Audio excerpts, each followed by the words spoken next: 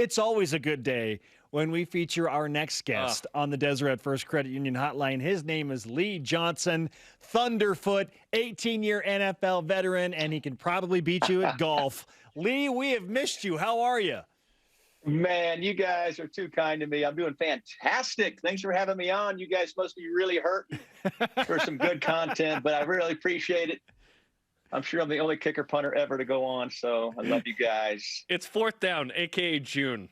So we needed you to come in and just launch one, right? Here I come in. I tell you what, I'm going to hang up on you guys right now. Be careful. I'll push the off button. Lee, we've been discussing the 2020 BYU football season for a lot of reasons. It was fantastic. It featured 5 NFL draft picks. The highest draft pick ever in BYU football history was Zach Wilson. Wow. 13 different guys playing in the league in some capacity off last year's roster. Number 11 final ranking, had the nation's attention for essentially the entirety of the season. Where does last year's BYU team and season rank among the all-time great teams and seasons? Well, wow. First off, holy smokes, I cannot believe the number of guys that went into mini camps or drafted. It blows my mind. I thought my 84 roster, and you guys would know this, I'd love to know whether we're done here now or later, but I've never seen so many guys go on a team. It's amazing. So as far as, no question, top 10. I've got issues, obviously, with scheduling, being totally real. I didn't like the Coastal Carolina loss. I'm not a big fan of Coastal. I didn't think they were that great. But we're a top 10 team, and let's go with that. Okay. Yeah, it was such a special year. Tell us, in the lead up, obviously you're in the athletic department. You work there. You were on the inside.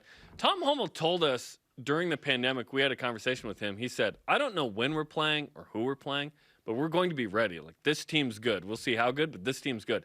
We were like, okay. Yeah. Coming off 7-6, just a monumental leap quantified by Zach Wilson's improvement. Did you feel like this team was going to be this special? It was pretty special.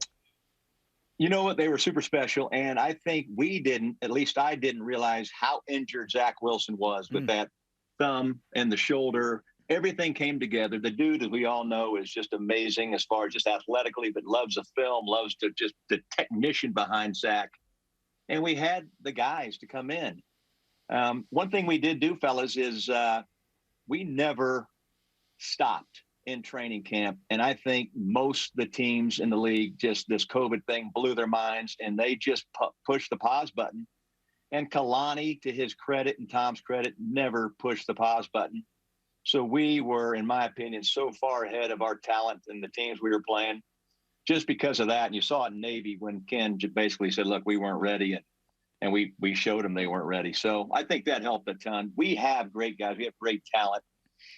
I'm not going to go top 5 team, but certainly a top 10. And, scheduling, my only problem. I don't think we played a lot of great teams. But, when you don't play great teams and you smack them in the mouth and you destroy them like we did, then that shows you how good you are. You never really know how good you are because of that. Again, Coastal Carolina, I just didn't like going out there. I know we were ready, but we should have gone out there and manhandled those dudes at the line of scrimmage. And, man, I'm not happy about that loss at all. Lee Johnson with us on BYU Sports Nation. Looking back at the 2020 season, you brought up scheduling as your major concern there. That leads me to maybe an even bigger conversation as we rewind back to when you played at BYU.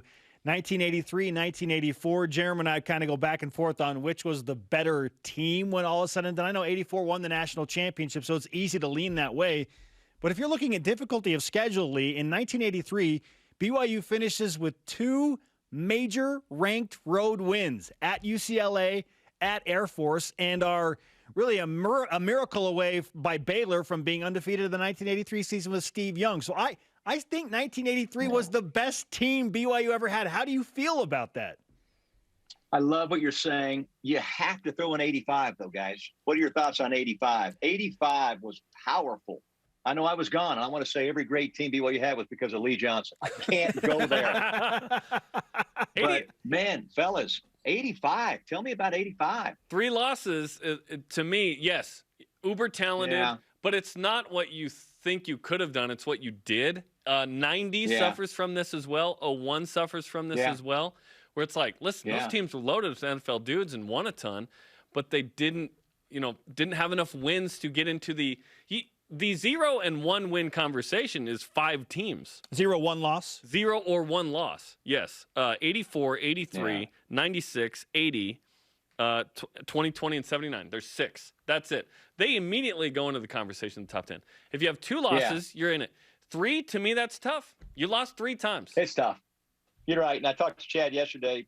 I don't know why we talked about this, but he thought 96 was an outstanding. And guys, I'll tell you, I was here in 80 with McMahon. That was a great team. Great team. Jim McMahon is a beast, a warrior. And the things we did to teams, it was embarrassing. We just rocked people's worlds. And you know what, though, guys? Back then in the WAC, that was the WAC days, every team we played was their bowl game.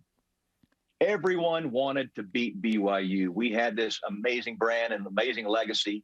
So everyone wanted to beat us. So it was tough. It was tough to go, 10-1 or whatever, 10-2 or undefeated back in those days, just because everyone wanted to beat BYU no matter what. And it was so fun, but we always had to be ready. And sometimes we weren't.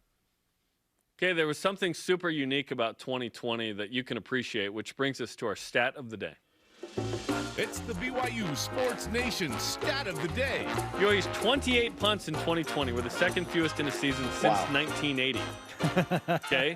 1983, 24 punts. You were barely used. No team has had under 40 in a season. So, barely punting. Ryan Rico, he got paid a lot of scholarship money per punt this year. How many did Rico have again in 20, guys? I don't even remember. Oh, 28. 28. And then he faked one. It would have been 29, and he ran for longer. Yeah.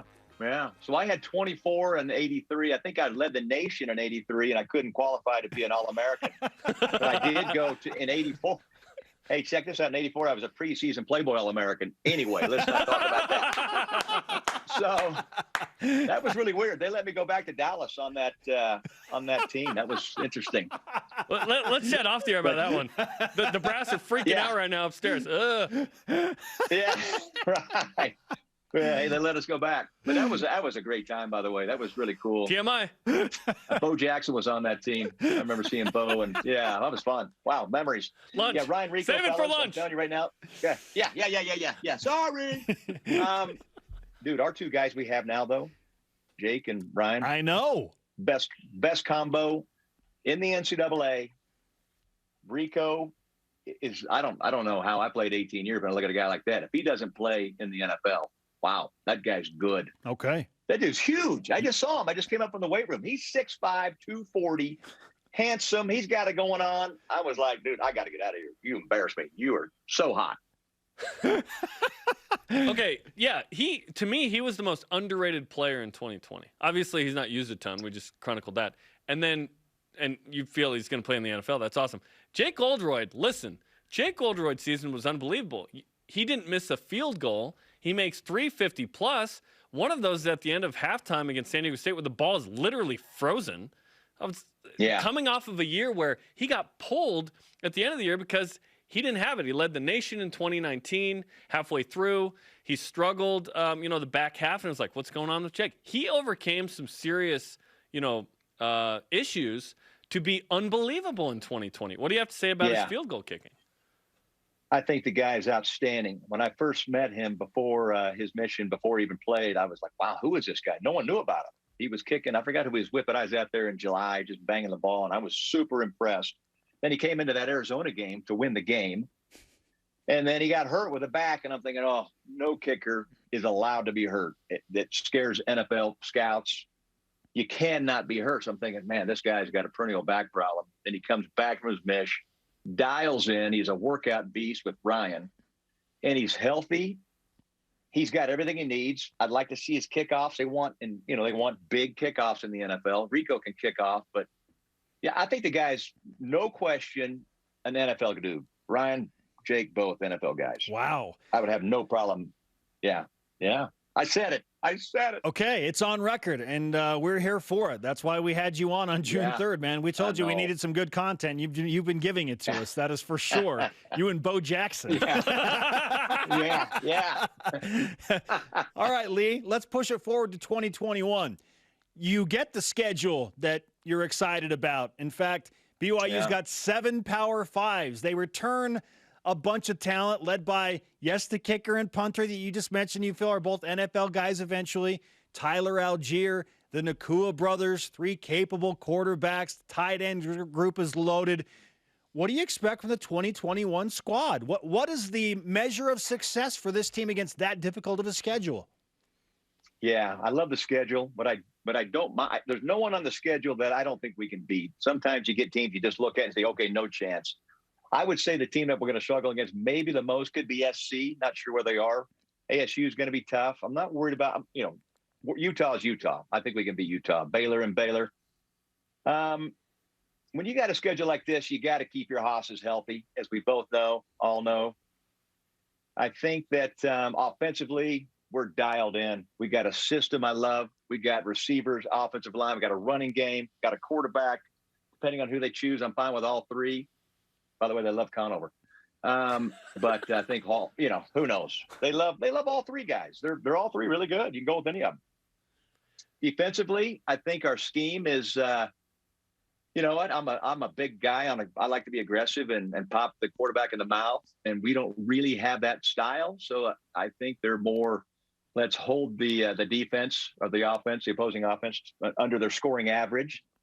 So that being said, combined with special teams, I think we probably have a better team than last year, minus Zach. If you throw Zach out, I think we've got a pretty dang good team. Yeah, Zach obviously is the big difference maker, but if it's just taking Zach out and looking at the team as it is, I think we're better than last year.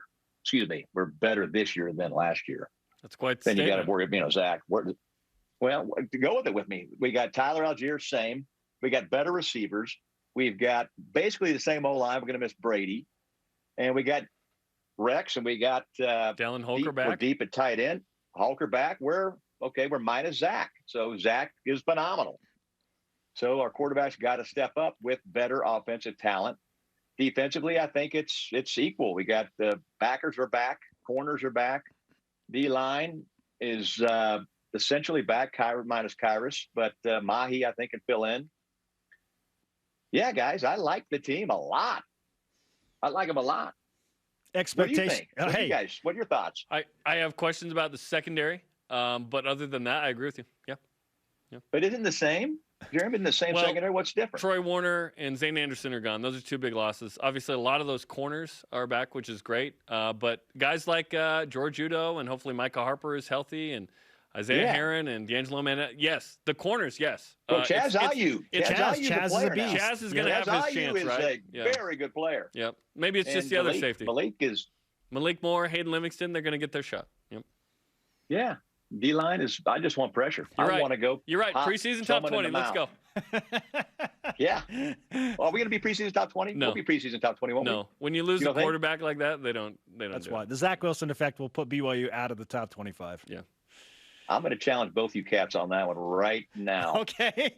I bet you. I'll bet you right now we're top 20. You've already seen polls, haven't you? That BYU won't be AP top 25 preseason. Lunch?